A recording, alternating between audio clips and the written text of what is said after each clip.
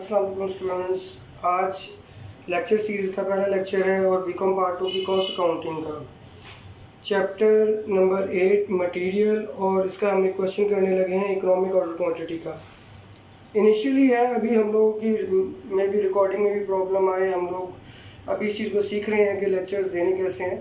I hope आप लोग थोड़ा सा एडजस्ट करेंगे इस मैटर को। नेक्स्ट लेक्चर्स इंशाल्लाह काफ़ी बेहतर पोजीशन में हो जाएंगे।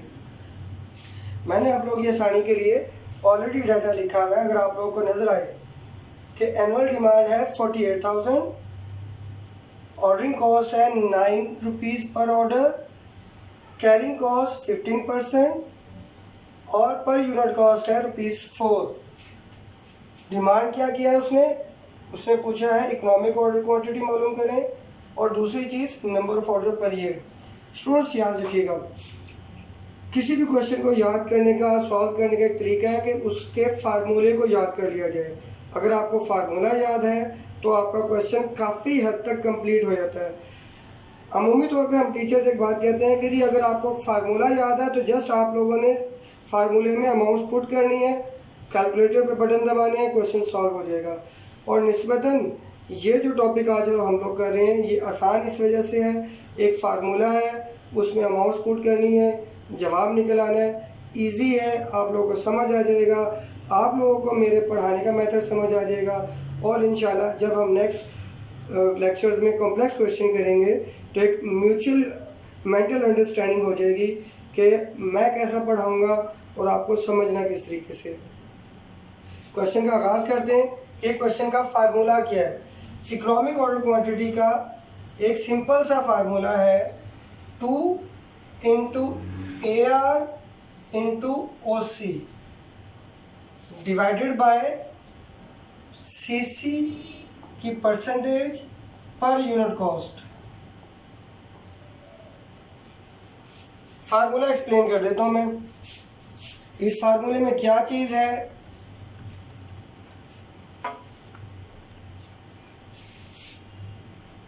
फार्मूले का है, ये लिखा ही जाना है, इसका कोई ताल्लुक नहीं है कि जी ये कहाँ से आया है, क्वेश्चन में तो ये चीज़ दी नहीं गई। AR हमारे पास ऑलरेडी अवेलेबल है 48,000, जिसे एनुअल डिमांड कहते हैं, एनुअल रिक्वायरमेंट कह लें, एनुअल डिमांड कह लें आप लोग। तो ये आप लोगों की नाम उसने चेंज किया हुआ है कि एनुअल डिमांड, एनुअल रिक्वायरमेंट। अच्छा, next OC order cost. Order cost भी हमारे पास अवेलेबल है ₹9 पर ऑर्डर। तो एक ऑर्डर को करने पर कितना खर्चा आएगा, 9 रुपये।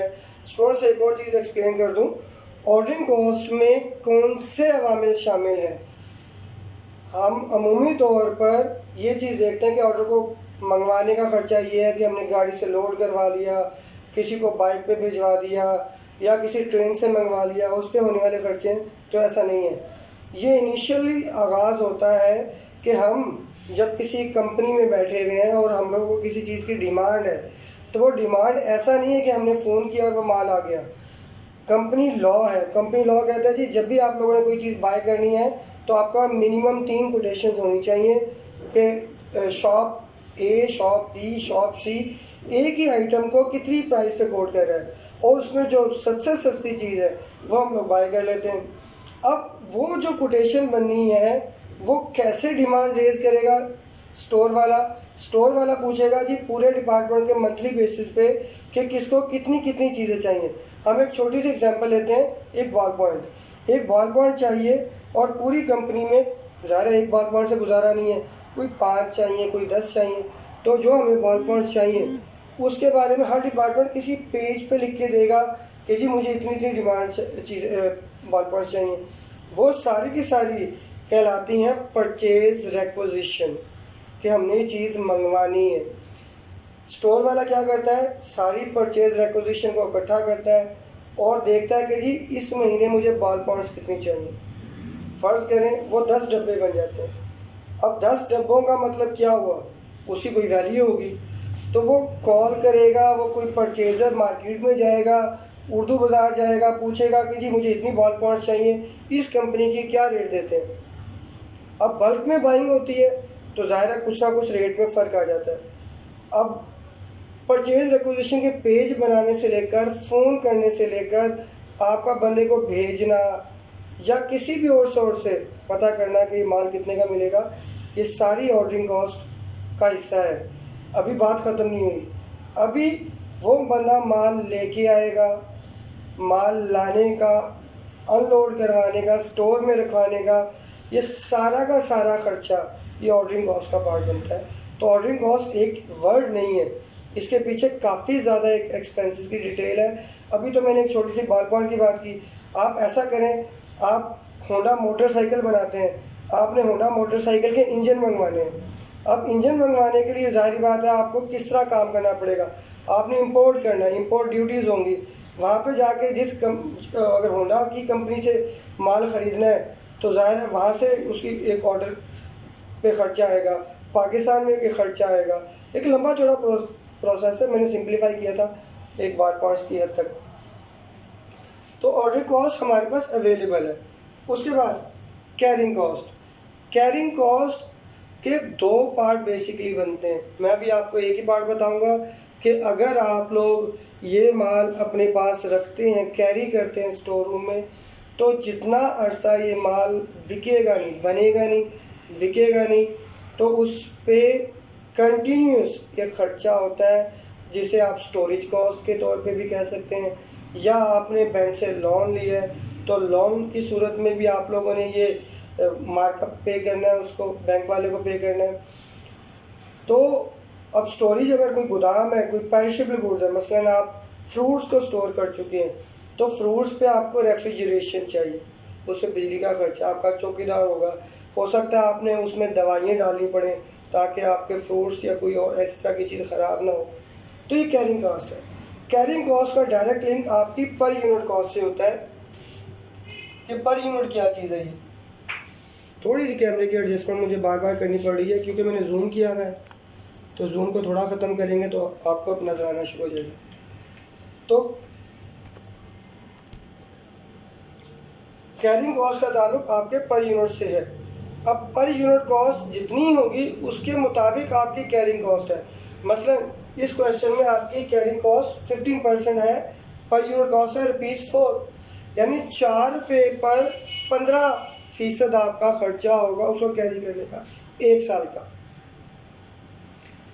अब आपका स्टॉक 2 माह में ख़त्म हो जाए तो 2 माह की कैरिंग कॉस्ट पड़ेगी। आपका स्टॉक 6 माह में ख़त्म हो, 6 माह की कॉस्ट पड़ेगी। लेकिन बीकॉम लेवल तक ये मंथली बेसिस पे नहीं आया क्वेश्चन, तो उसको डिस्कस करने की ज़रूरत नहीं है। तो हमने फार्मूला डिस्कस किया कि 2 × AR × OC divided by CC per unit cost की, और इसका होल का अंडर रूट हम लोगों ने लेना है और क्वेश्चन सॉल्व हो जाएगा। अब जस्ट हमने इसमें डाटा पुट करना है। मसलन 2 वैसा का वैसे ही रहेगा, AR ऊपर लिखा हुआ है 48,000 का, प्लस OC ऑर्डर कॉस्ट ₹9 है, और कैरिंग कॉस्ट उसने कहा 15%, और पर यूनिट कॉस्ट है ₹4 होल का अंडर रूट।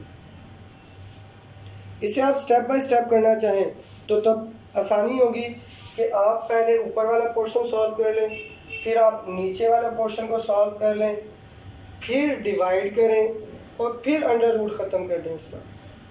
तो आप अगर इसे बनाना चाहें तो 4 स्टेप्स में ये इजीली सॉल्व हो जाता है। देखिए कैसे करते हैं हम। इस पूरे पोर्शन को मल्टीप्लाई करते हैं तो 14,40,000 रुपीज़ इसका जवाब आएगा, और हम नीचे वाले पोर्शन को उसी तरह रहने देते हैं 15% ₹4 का।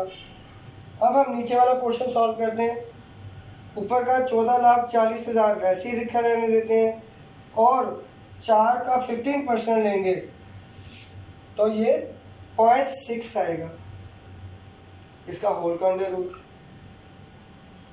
तो स्टेप 1, स्टेप 2, स्टेप 3 इसको आपस में डिवाइड कर दें। अब इसमें कैलकुलेशन है कि डिवाइड करने से इसकी क्या अमाउंट आती है, हम वो भी देख लेते हैं कि क्या।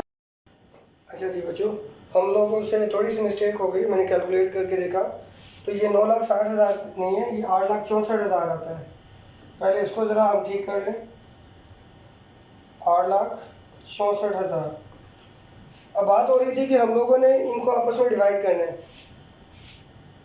ऊपर वाली रकम को नीचे वाली रकम पे डिवाइड करना है। सिंपल एक डिवीजन का फार्मूला आप लोगों ने कैलकुलेटर पे लगाना है और ये अमाउंट निकल आएगी 14,40,000 कंप्लीट का अंडर रूट। ये हमारा स्टेप 3 हो गया। अब स्टेप 4 में क्या करना है, जस्ट हम लोगों ने इसका अंडर रूट ख़त्म कर देना है। आपके कैलकुलेटर पे पहले अंडर रूट का साइन दबाइएगा, बाद में अमाउंट लिखिएगा, आपका अंडर रूट ख़त्म हो जाएगा, जवाब आ जाएगा। जब आप इसको सॉल्व करेंगे तो 1200 आंसर आएगा। अब आप 1200 आंसर आ गया, लेकिन कभी आप गौर कीजिए कॉस्ट अकाउंटिंग में मुकम्मल नंबर नहीं आते। उसके मुकम्मल नंबर ना आने की वजह क्या है कि हम लोग छोटी छोटी मिस्टेक करते हैं। ये जो 1200 रुपये जवाब आया, ये क्या है, 1200 रुपीज़ है, 1200 डॉलर है। तो हमने याद रखिएगा, जब भी आंसर आएगा इसके साथ जो एनुअल डिमांड के साथ अमाउंट लफ्ज़ लिखा हुआ है, units, pieces, dozens, KGs, kilowatt, whatsoever, square metres, कोई भी चीज़ है आप लोगों ने उसके साथ मेंशन करनी है। तो ये 1200 यूनिट्स हैं, 1200 यूनिट्स। अब 1200 यूनिट्स पर एनम आपकी इकोनॉमिक ऑर्डर क्वांटिटी है कि आप जब भी ऑर्डर करेंगे आपको ऑर्डर करना पड़ेगा 1200 के लॉट का, यानी 48,000 आपने यूनिट्स मंगवाने हैं, लेकिन 1200 करके मंगवाने हैं। इसलिए इसको कहा जाता है इकोनॉमिक ऑर्डर क्वांटिटी, कि जो क्वांटिटी हम मंगवाएंगे उसमें इकोनॉमीज़ हैं, उसमें बचत है। अब इसका सेकंड पोर्शन था कि number of orders per year, एक साल में हमें कितने ऑर्डर करने पड़ेंगे। तो इसका एक छोटा सा फार्मूला है,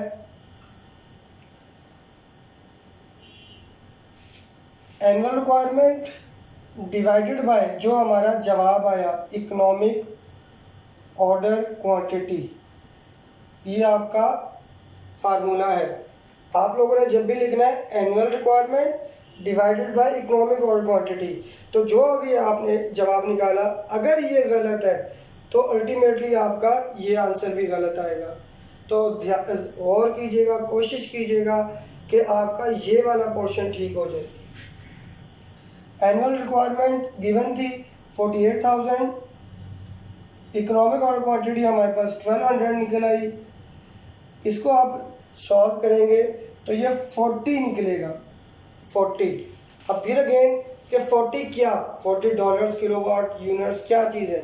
तो याद रखिएगा इसका जवाब होगा 40 ऑर्डर्स पर ईयर, कि एक साल में हमें 40 ऑर्डर करने हैं और 1200 यूनिट्स करके मंगवाने हैं। तो हमारे पास 48,000 जो हमारी एनुअल रिक्वायरमेंट थी वो पूरी हो जाएगी और बचत भी होगी इस चीज़ में।